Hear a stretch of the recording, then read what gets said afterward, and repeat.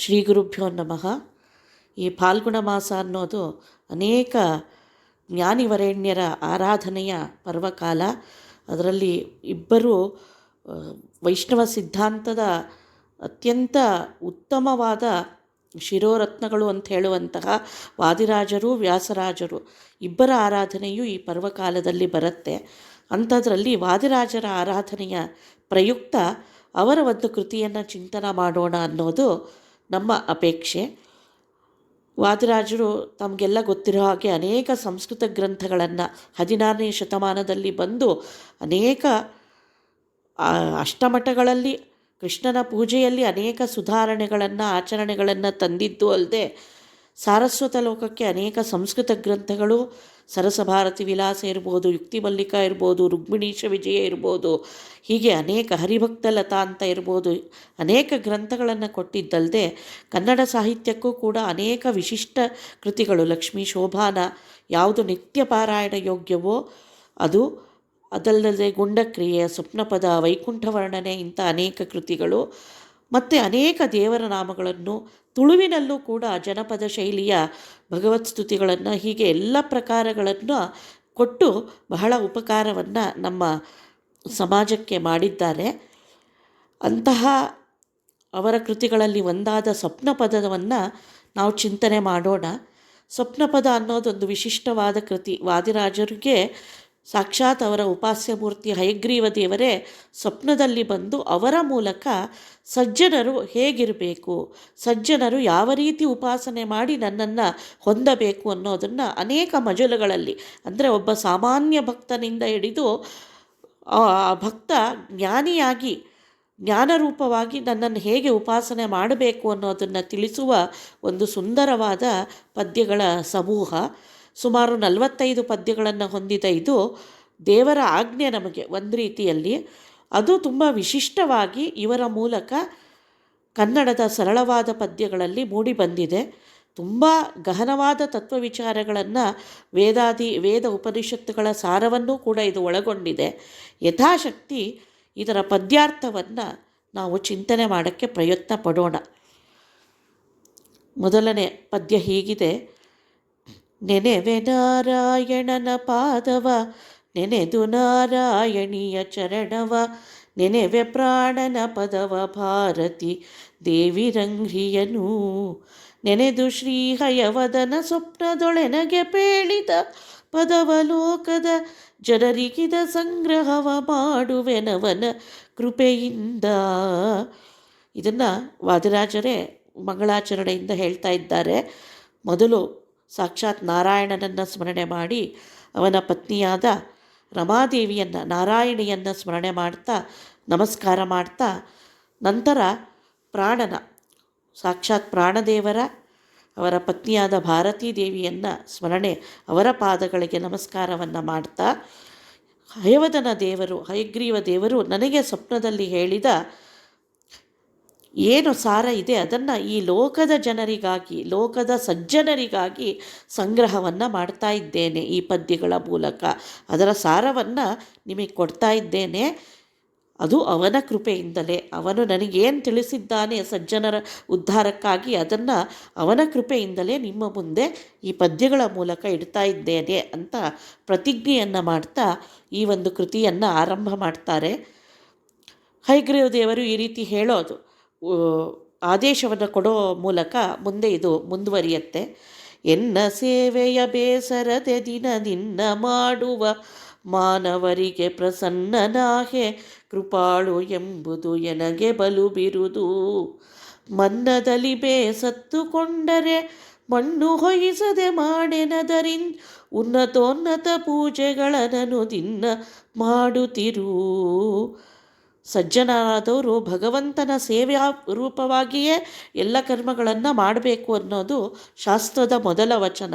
ಹಾಗಾಗಿ ಎನ್ನ ಸೇವೆಯನ್ನು, ನನ್ನ ಸೇವಾರೂಪವಾದ ಕರ್ಮವನ್ನು ಸ್ವಲ್ಪವೂ ಆಲಸ್ಯವಿಲ್ಲದೆ ನಿತ್ಯದಲ್ಲಿ ಮಾಡಬೇಕು. ಕುರ್ವನ್ನೇವೇಹ ಕರ್ಮಾಣಿ ಜಿಜೀವಿಷೇತ್ ಶತಂ ಸಮಾಹ ಅಂತ ಉಪನಿಷತ್ತು ಹೇಳುತ್ತೆ, ಈಶೋಪನಿಷತ್ತು ಅಲ್ವಾ, ಯಾಜ್ಞೀಯ ಮಂತ್ರೋಪನಿಷತ್ ಹೇಳುತ್ತೆ. ಅಂದ್ರೇನು, ಈ ಜಗತ್ತಿನಲ್ಲಿ ಅಂದರೆ ಇಹ ಅಂದರೆ ಇಲ್ಲಿ ಭಗವಂತನ ಅರ್ಪಣ ಬುದ್ಧಿಯಿಂದ ಅಂತಲೇ ಜ್ಞಾನಿಗಳು ಅರ್ಥವನ್ನು ಹೇಳ್ತಾರೆ.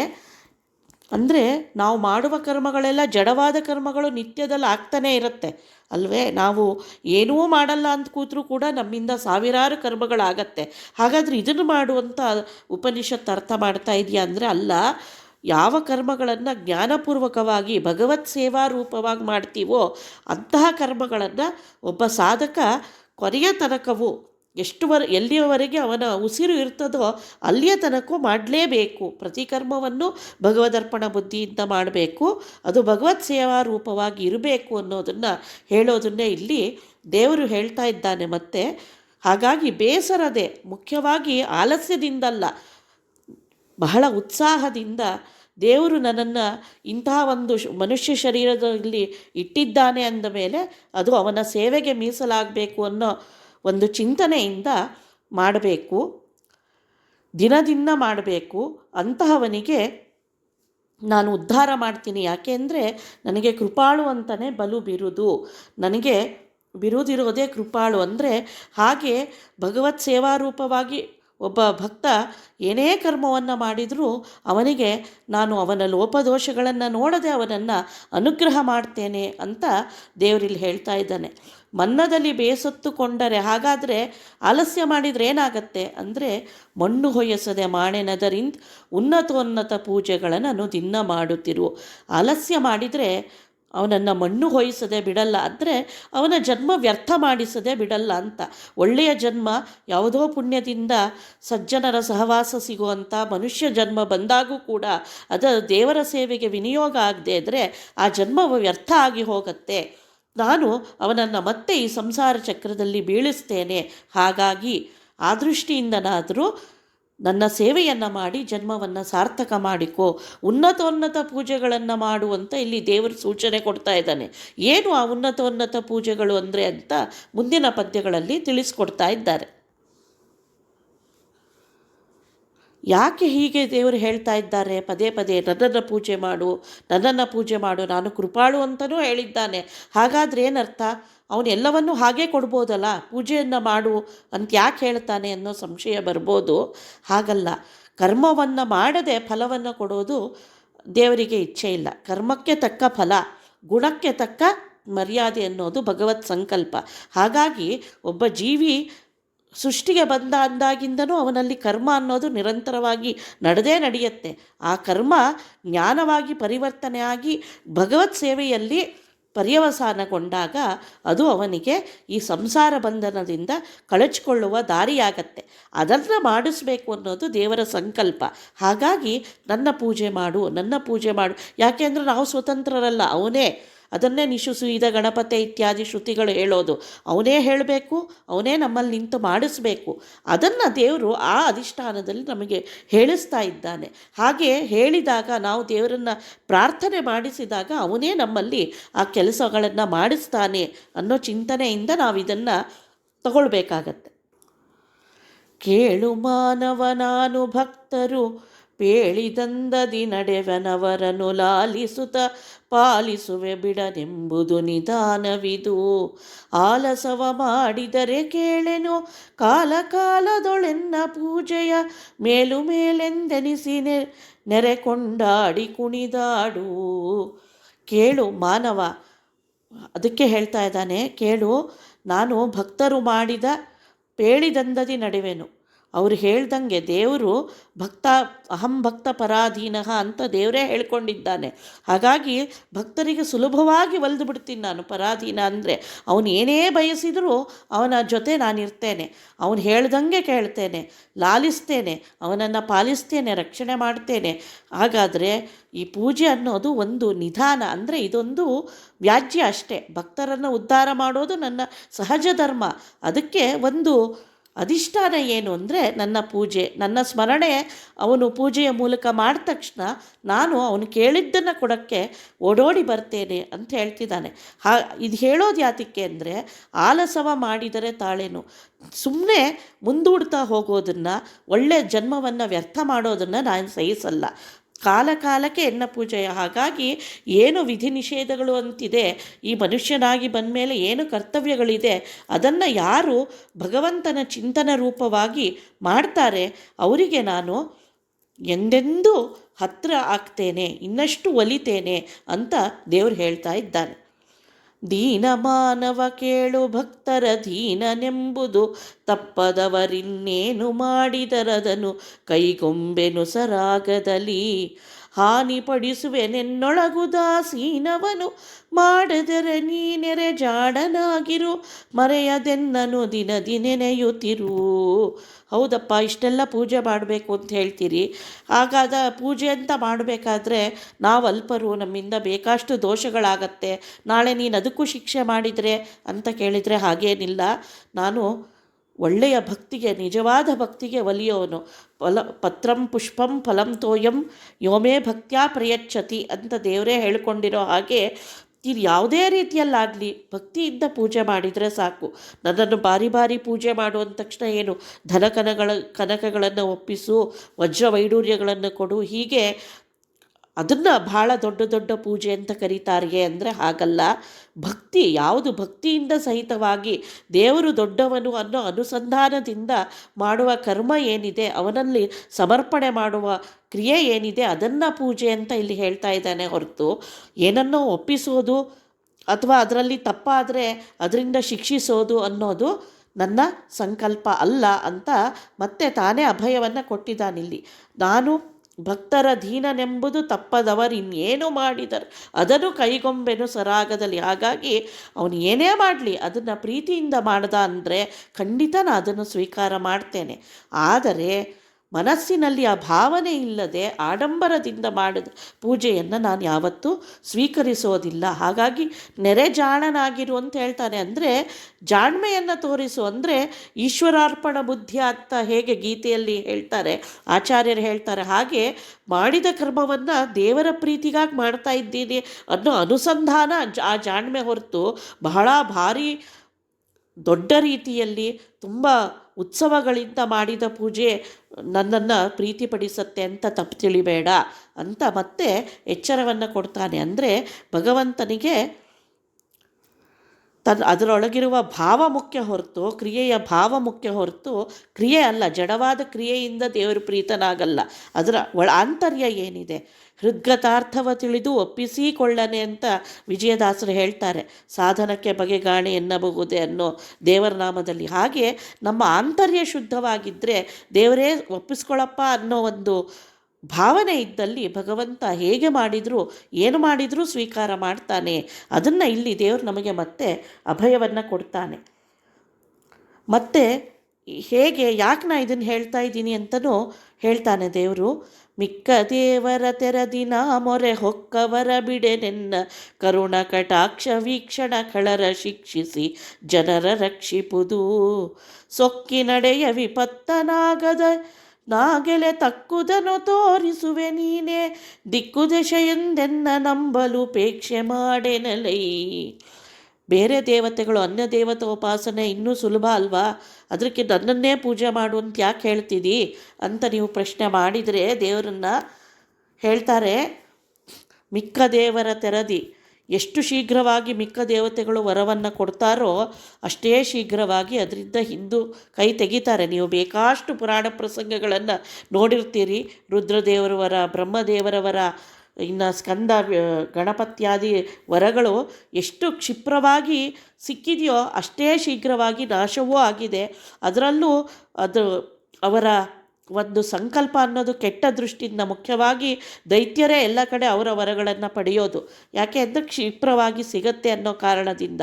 ಆದರೆ ಅವೆಲ್ಲ ವರಗಳು ಕೂಡ ನಾಶ ಆಗಿದ್ದನ್ನು ಕಂಡಿದ್ದೀವಿ. ಹಾಗೆ ನಾನು ನನ್ನ ಭಕ್ತರನ್ನು ಕೈ ಬಿಡೋದಿಲ್ಲ ಅಂತ ದೇವರು ಇಲ್ಲಿ ಅಭಯವನ್ನು ಕೊಡ್ತಾನೆ. ನನ್ನ ಒಂದು ಕರುಣ ಕಟಾಕ್ಷ ವೀಕ್ಷಣೆನೇ ಸಾಕು ಎಂತಹ ದುಷ್ಟರನ್ನು ಶಿಕ್ಷೆ ಮಾಡಿ ನನ್ನ ಭಕ್ತರನ್ನು ರಕ್ಷಿಸೋ ಒಂದು ಸಾಮರ್ಥ್ಯವನ್ನು ಹೊಂದಿದೆ. ಇಷ್ಟೆಲ್ಲ ಗೊತ್ತಿದ್ದು ಕೂಡ ಸೊಕ್ಕಿ ನಡೆದು ಸೊಕ್ಕು ಮಾಡಿ ವಿಪತ್ತನ್ನು ನಿನ್ನ ಮೇಲೆ ನೀನೇ ಎಳ್ಕೊಳ್ಬೇಡ.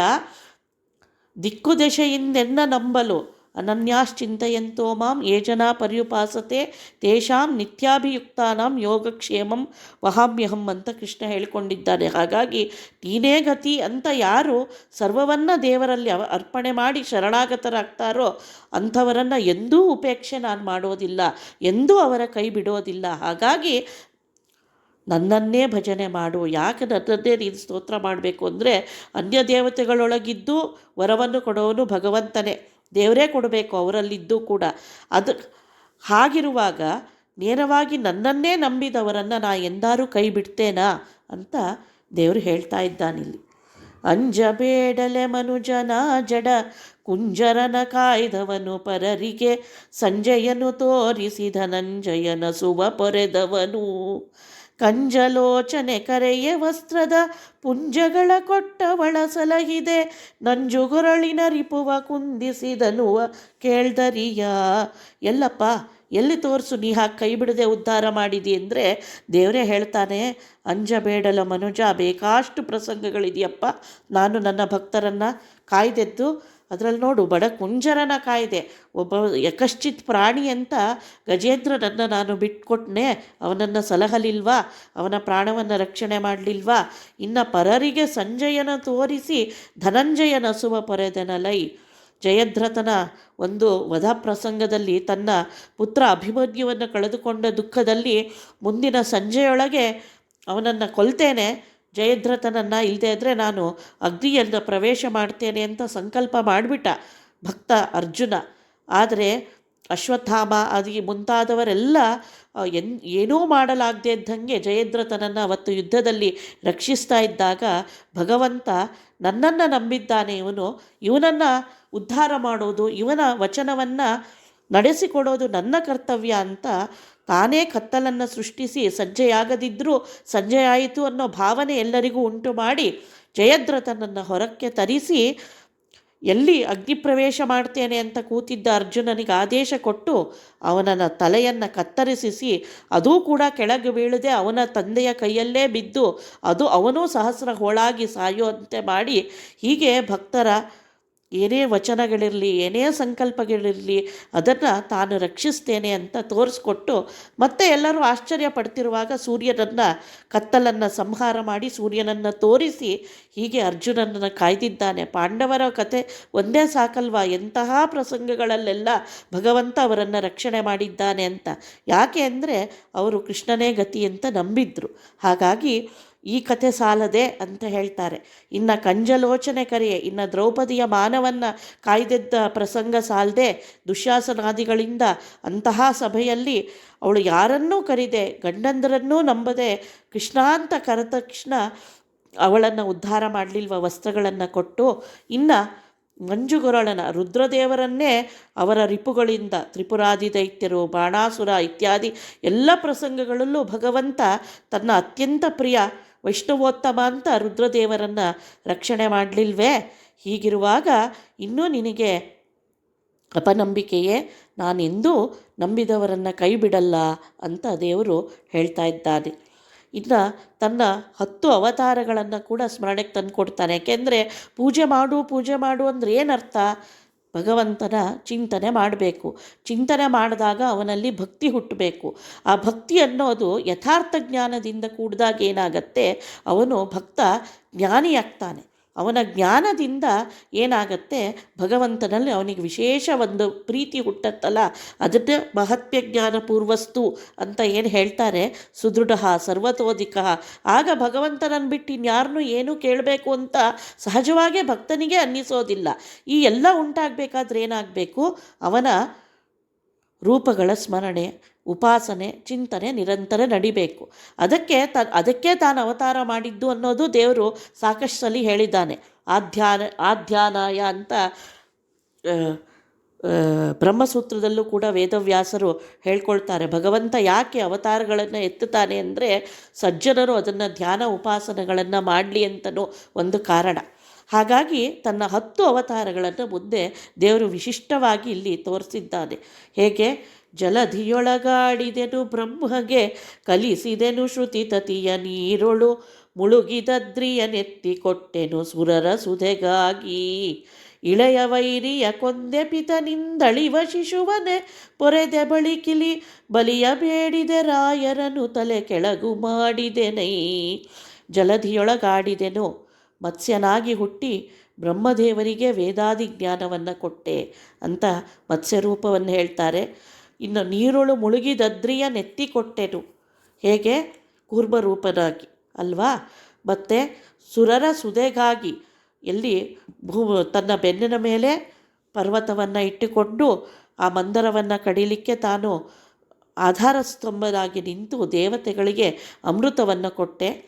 ಹಾಗಾಗಿ ಇಳೆಯ ವೈರಿಯ ಕೊಂದೆ, ಮುಂದೆ ವರಾಹ ರೂಪನಾಗಿ ಆದಿಹಿರಣ್ಯಾಕ್ಷನನ್ನು ಕೊಂದೆ, ಭೂಮಿಯನ್ನು ಪಾತಾಳಕ್ಕೆ ತಳ್ಳಿದ ಆ ರಾಕ್ಷಸನನ್ನು ಕೊಂದೆ. ಇನ್ನು ಪಿತನಿಂದಳುವ ಶಿಶುವನ್ನೇ ಪೊರೆದೆ, ಹಿರಣ್ಯಕಶಿಪುವಿನಿಂದ ಪ್ರಹ್ಲಾದ ನೊಂದಾಗ ಅವನನ್ನು ರಕ್ಷಣೆ ಮಾಡಿದೆ. ಬಳಿಕಿಲಿ ಬಲಿಯ ಬೇಡಿದೆ, ಇಂದ್ರನಿಗಾಗಿ ಬಲಿಯಲ್ಲಿ ಹೋಗಿ ಬ್ರಾಹ್ಮಣನಾಗಿ ಭಿಕ್ಷೆ ಬೇಡಿ ಇಂದ್ರನ ಪದವಿಯನ್ನು ಉಳಿಸಿಕೊಟ್ಟೆ. ಭಕ್ತನಾದ ಬಲಿಗೂ ಕೂಡ ಅಭಯವನ್ನು ಕೊಟ್ಟೆ.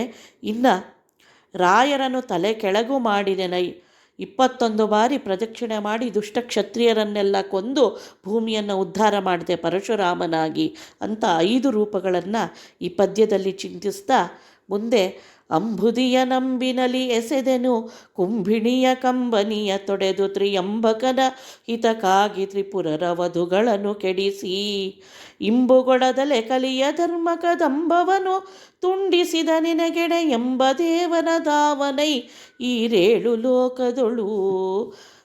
ಅಂಬುದಿಯ ನಂಬಿನಲ್ಲಿ ಎಸೆದೆನು, ರಾಮರೂಪನಾಗಿ ಒಂದೇ ಬಾಣದಿಂದ ಇಡೀ ಸಮುದ್ರವನ್ನೇ ಒಣಗಿಸಿದೆ.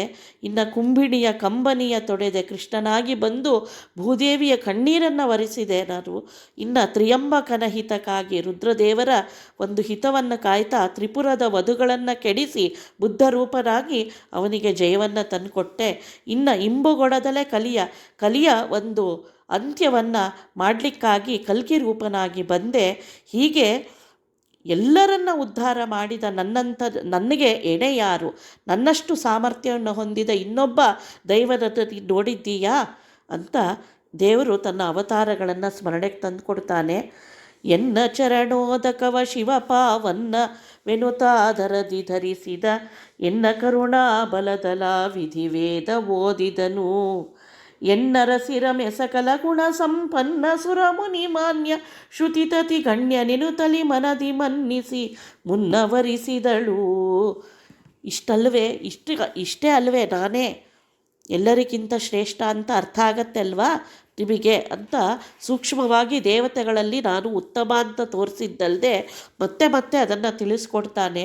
ಎನ್ನ ಚರಣೋದಕವ ಶಿವ ಪಾವನ್ನವೆನುತಲಿ ಧರಿಸಿದ, ತನ್ನ ಪಾದದಿಂದ ಬಂದ ಗಂಗೆಯನ್ನು ತಲೆಯಲ್ಲಿ ಅಮೃತ ಉತ್ತಮವಾದ ತೀರ್ಥ ಅಂತ ರುದ್ರದೇವರು ಧರಿಸಿದರು. ಎನ್ನ ಕರುಣಬಲದಲಾವಿಧಿ ವೇದ ಓದಿದನು, ಬ್ರಹ್ಮದೇವರು ನನ್ನ ಕಾರುಣ್ಯದಿಂದ ನಾನೇ ಈ ಹೈಗ್ರೀವ ರೂಪದಿಂದನೇ ಅವರಿಗೆ ಎಲ್ಲ ವೇದಗಳನ್ನು ಉಪದೇಶ ಮಾಡಿದೆ. ಎನ್ನರಸಿ ರಮೆ ಸಕಲ ಗುಣ ಸಂಪನ್ನ ಸುರಮುನಿಮಾನ್ಯ ಶ್ರುತಿತತಿ ಗಣ್ಯನೆನುತಲಿ ಮನದಿ ಮನ್ನಿಸಿ ಮುನ್ನವರಿಸಿದಳು. ಇನ್ನು ಸಾಕ್ಷಾತ್ ಲಕ್ಷ್ಮೀದೇವಿ ಇಡೀ ಶ್ರುತಿತತಿಗಳು ಹೊಗಳೋದು ನನ್ನನ್ನೇ, ನಾನೇ ಸರ್ವಗುಣ ಪರಿಪೂರ್ಣ ಅಂತ ತಿಳಿದೇ ನನ್ನನ್ನು ವರಿಸಿದ್ದಾಳೆ, ನನ್ನನ್ನು ಪತಿಯನ್ನಾಗಿ ಹೊಂದಿದ್ದಾಳೆ. ಇದರಿಂದನೇ ತಿಳಿಯತ್ತಲ್ವ ನಾನು ಎಲ್ಲರಿಗಿಂತ ಉತ್ತಮನಾದವನು, ನನ್ನನ್ನೇ ಶರಣು ಹೋಗಬೇಕು ಅಂತ ಹೇಳ್ತಾ ಎನ್ನ ವೈಕುಂಠಾವಲೋಕನ ಜನ್ನರಿಗೆ ಭವಬಂಧ ಮೋಚನ ಎನ್ನ ನಾಮ ಸ್ಮರಣೆ ಪಾಪಾಟವಿಗೆ ಕಾಳ್ಗಿಚ್ಚು. ಇನ್ನು ನೀನನ್ಯರನು ಬೀಳ್ಕೊಟ್ಟೆನ್ನ ಚರಣದೊಳಿಟ್ಟು ಮನವನು ಘನ್ನ ಭಕುತಿಯ ಮಾಡು ಸುಕೃತವ ಕೂಡು ನಲಿದಾಡು. ಇನ್ನು ಎನ್ನ ವೈಕುಂಠಾವಲೋಕನ, ಕೊನೆಯಲ್ಲಿ ಒಬ್ಬ ಜೀವಿ ಎಲ್ಲಿ ಸೇರ್ತಾನೆ, ನನ್ನನ್ನೇ ಬಂದು ಸೇರ್ತಾನೆ. ಅಂಥ ವೈಕುಂಠದ ಅವಲೋಕನ, ಆ ವೈಕುಂಠದ ಸ್ಥಿತಿಗತಿಯನ್ನು ನೋಡಿದರೆ ನಿಮಗೆ ತಿಳಿತದೆ. ಅದರ ಸ್ಮರಣೆನೇ ಜನರಿಗೆ, ಸಜ್ಜನರಿಗೆ ಭವಬಂಧ ಮೋಚನ. ಅಲ್ಲಿಗೆ ಬಂದರು ಅಂದರೆ ಸಾಕು, ನನ್ನ ಲೋಕಕ್ಕೆ ಬಂದರು ಅಂದರೆ ಅವರಿಗಿನ್ನ ಈ ಸಂಸಾರದ ಬಂಧ ಇರೋದಿಲ್ಲ.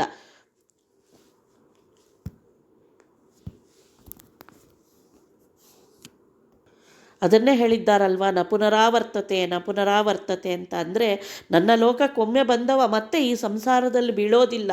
ಈ ಒಂದು ಚಿಂತನೆ ನಿಮಗೆ ದೃಢ ಮಾಡೋದಿಲ್ವೇ? ಇನ್ನು ನನ್ನ ನಾಮಸ್ಮರಣೆ ಮಾಡಿದರೆ ಸಾಕು, ಈ ಜೀವನ ಸಂಸಾರಕ್ಕೆ ಕಾರಣವಾದ ಎಲ್ಲ ಪಾಪಗಳು ಅಗ್ನಿಯಿಂದ ಸುಟ್ಟಂತೆ, ಕಾಳ್ಗಿಚ್ಚಿನಂತೆ ಸುಟ್ಟು ಹೋಗ್ತಾವೆ.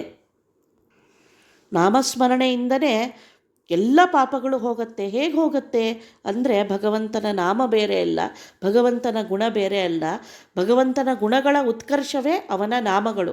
ಹಾಗಾಗಿ ಅನಂತ ಗುಣ ಪರಿಪೂರ್ಣ ದೇವರು ಅಂತ ಅವನ ನಾಮಗಳ ಮೂಲಕ ನಾವು ಚಿಂತನೆ ಮಾಡಿದಷ್ಟು ಕೂಡ ನಮ್ಮಲ್ಲಿರೋ ಅಜ್ಞಾನ ನಾಶ ಆಗತ್ತೆ. ಅಜ್ಞಾನವೇ ಎಲ್ಲ ಪಾಪಗಳಿಗೆ, ಈ ಸಂಸಾರಕ್ಕೆ ಕಾರಣ. ಆ ಅಜ್ಞಾನ ನಾಶ ಆದಾಗ ನಮಗೆ ಜ್ಞಾನದಿಂದ ಮೋಕ್ಷ ಅನ್ನೋದು ಖಂಡಿತ ಸಿದ್ಧಿಸುತ್ತೆ. ಈ ಒಂದು ಚಿಂತನೆ. ಹಾಗಾಗಿ ದೇವರ ಸ್ಮರಣೆ, ನಾಮಸ್ಮರಣೆ ಅನ್ನೋದು ಪಾಪಗಳಿಗೆ ಅಗ್ನಿಯಂತೆ. ಇನ್ನು ಈಗ ಅದರಿಂದ ಇಷ್ಟೆಲ್ಲ ಕಾರಣ ಇರೋದ್ರಿಂದನಾದ್ರೂ ನೀನು ಅನ್ಯರನ್ನು ಬೀಳ್ಕೊಟ್ಟು, ಅನ್ಯ ದೇವತೋಪಾಸನೆ ಇರ್ಬೋದು ಅಥವಾ ಅನ್ಯ ಫಲಗಳ ಅಪೇಕ್ಷೆಯಿಂದ ಇರ್ಬೋದು, ಅವೆಲ್ಲನ್ನೆಲ್ಲ ಬಿಟ್ಟು ನನ್ನ ಚರಣದಲ್ಲಿ, ನನ್ನಲ್ಲಿ ಮನಸ್ಸನ್ನು ಇಟ್ಟು ಘನ್ನ ಭಕುತಿಯ, ಚೆನ್ನಾದ ಭಕುತಿಯನ್ನು ಮತ್ತೆ ಮತ್ತೆ ಹೇಳ್ತಾನೆ. ಘನ್ನ ಭಕುತಿ ಅಂದರೆ ಈ ಉತ್ಕರ್ಷ ಜ್ಞಾನವೇ. ಅಂದರೆ ಭಗವಂತ ದೊಡ್ಡವನು. ಯಾಕೆ ದೊಡ್ಡವನು? ಎಲ್ಲರಿಗಿಂತ ದೊಡ್ಡವನು. ಯಾಕೆಲ್ಲರಿಗಿಂತ ದೊಡ್ಡವನು?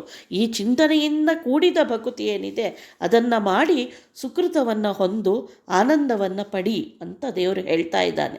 ಅದಕ್ಕೆ ಬಾಹ್ಯವಾದ ದೀಕ್ಷೆ ಏನು? ಈ ಜ್ಞಾನ ಇದೆಲ್ಲ ಆಂತರಿಕವಾದ ಕ್ರಿಯೆ, ಆದರೆ ಅದು ಸುಮ್ಮನೆ ಸಿಗೋದಿಲ್ಲ. ಅದಕ್ಕೆ ಬಾಹ್ಯವಾಗಿಯೂ ನಮ್ಮ ಆಚರಣೆಗಳಲ್ಲೂ ಕೆಲವು ವಿಧಿಗಳಿರುತ್ತೆ. ಏನು ಮಾಡಬೇಕು ಅಂದರೆ, ಸ್ನಾನದಾನ ಧ್ಯಾನಗಳನನುಮಾನವಿಲ್ಲದೆ ಅದರಿಂದೇನು ಹಾನಿಯು ನಿನಗೆ ಬಾರದು ಎನ್ನ ಕರುಣದಲ್ಲಿ. ದೀನತನುವನು ಪೊರೆಯದಿರುಬಲು ಹೀನ ಜನರೊಡನಾಡದಿರು ಸುಜ್ಞಾನಿಗಳ ಅನುಸರಿಸಿ ಎನ್ನ ಚರಿತ್ರೆಗಳ ಕೇಳು. ಹೌದು, ಒಳಗಿನ ಅನುಸಂಧಾನ ಜ್ಞಾನ ಬರಬೇಕು ಅಂದರೆ ಅದಕ್ಕೆ ನಮ್ಮ ಹೊರಗಿನ ಕ್ರಿಯೆಗಳು ಪೂರಕವಾಗಿ ಇರಬೇಕಲ್ವಾ? ಹಾಗಾದರೆ ಏನು ಮಾಡಬೇಕು ಅಂದರೆ, ಸ್ನಾನ, ದಾನ, ಧ್ಯಾನ ಅಂದರೆ ನಿತ್ಯ ನೈಮಿತ್ಯಕ ಕರ್ಮಗಳು ಅಂತೇನಿದೆ ಅದನ್ನು ಅನುಮಾನವಿಲ್ಲದೆ, ಅಂದರೆ ಯಾವುದೇ ಯೋಚನೆ ಇಲ್ಲದೆ ಮಾಡಬೇಕು. ನಿರಂತರದಲ್ಲಿ ಸ್ನಾನ, ತಪಸ್ಸು, ಯಜ್ಞದಾನ ತಪಕರ್ಮ ಅಂತ ಏನು ಕೃಷ್ಣ ಗೀತೆಯಲ್ಲಿ ಹೇಳ್ತಾನೆ, ಅದು ನಿರಂತರ ಮಾಡಬೇಕಾದ ಕ್ರಿಯೆಗಳು. ಅದರಿಂದ ನಿನಗೆ ಏನು ಹಾನಿಯೂ ಬಾರದು. ನನ್ನ ಕರುಣದಿಂದ ಅದು ನಿನಗೆ ಒಳ್ಳೆಯದನ್ನು ತಂದು ಕೊಡುತ್ತೆ. ದೀನತನುವನ್ನು ಪೊರೆಯದಿರು, ಆದರೆ ಬರೀ ಈ ಮನುಷ್ಯ ಜನ್ಮವನ್ನು, ಈ ದೇಹವನ್ನು ಪೋಷಿಸಲಿಕ್ಕಾಗಿ ಕಳೆಯದಿರು. ಅದಕ್ಕಾಗಿ ಹೀನ ಜನರೊಡನಾಡದಿರು.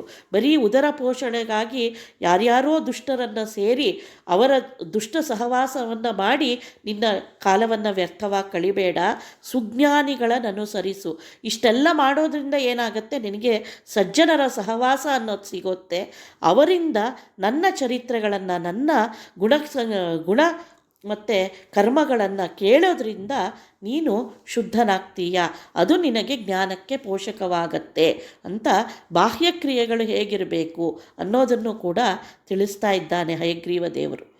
ತೋಡು ಪುಣ್ಯಕ್ಷೇತ್ರಗಳಲ್ಲೆಡೆಯಾಡು ಕೀರ್ತಿಯ ಪಾಡು ಭಕುತಿಯ ಕೂಡು ದುರಿತಂಗಳನ್ನು ತರಿದೀಡ್ಯಾಡು ದಿನದಿ ಮಾಡು ಮಾಡೆನ್ನಂಘ್ರಿ ಪೂಜೆಯ ಬೇಡು ಮೇಲಣ ಮುಕುತಿ ಪಥವನು ನೀಡು ಸಂತತವೆನ್ನ ಸುಖತಾಮೃತವ ಸುಜನರಿಗೆ.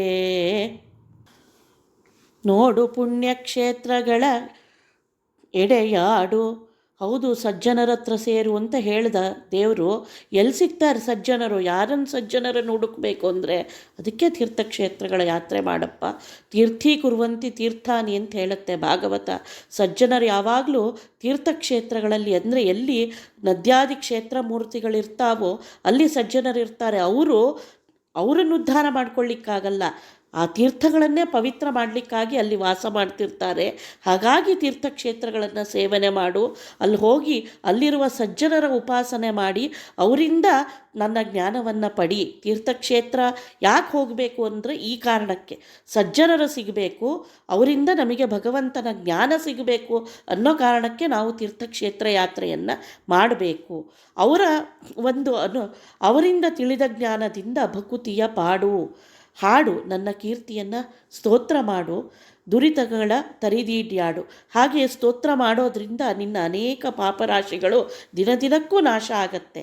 ಆ ಮಾಡೆನ್ನಂಗ್ರಿ ಪೂಜೆಯ ಈ ಒಂದು ಅನುಸಂಧಾನ, ಈ ಸ್ತೋತ್ರಗಳಿಂದ ನನ್ನ ಪೂಜೆಯನ್ನು ಮಾಡ್ತಾ ಇರಬೇಕಾದ್ರೆ ನಿರಂತರವಾಗಿ ಈ ಲೌಕಿಕವಾದ ಪುರುಷಾರ್ಥಗಳನ್ನು ಬೇಡದೆ ಮುಕುತಿಪಥ ಸಾಧನಕ್ಕೆ ದಾರಿಯನ್ನು ಕೊಡುವಂತ ಪ್ರಾರ್ಥನೆ ಮಾಡು. ಅಷ್ಟೇ ಅಲ್ಲದೆ ನೀನು ತಿಳಿದಿದ್ದನ್ನು ಇನ್ನು ಉಳಿದ ಸಜ್ಜನರಿಗೆ ತಿಳಿಸು. ಇದೂ ಕೂಡ ನಿನ್ನ ಕರ್ತವ್ಯ. ಆಯ್ತಪ್ಪ, ನನಗೆ ಸಿಕ್ತು, ನನಗೇನೋ ಜ್ಞಾನ ಸಿಕ್ತು, ನಂದು ನಾನು ಮಾಡ್ಕೊಳ್ತೀನಿ ಅಂತಲ್ಲ. ನೀನು ತಿಳಿದಿದ್ದನ್ನು ನಿರ್ವಂಚನೆಯಿಂದ ಇತರರಿಗೆ ತಿಳಿಸು. ಹೀಗೆ ನನ್ನ ಸೇವೆಯನ್ನು ಮಾಡ್ತಾ ಹೋಗು. ಮೊದಲು ನೀನು ಶುದ್ಧನಾಗಿ ಸಜ್ಜನರನ್ನು ಸೇರು.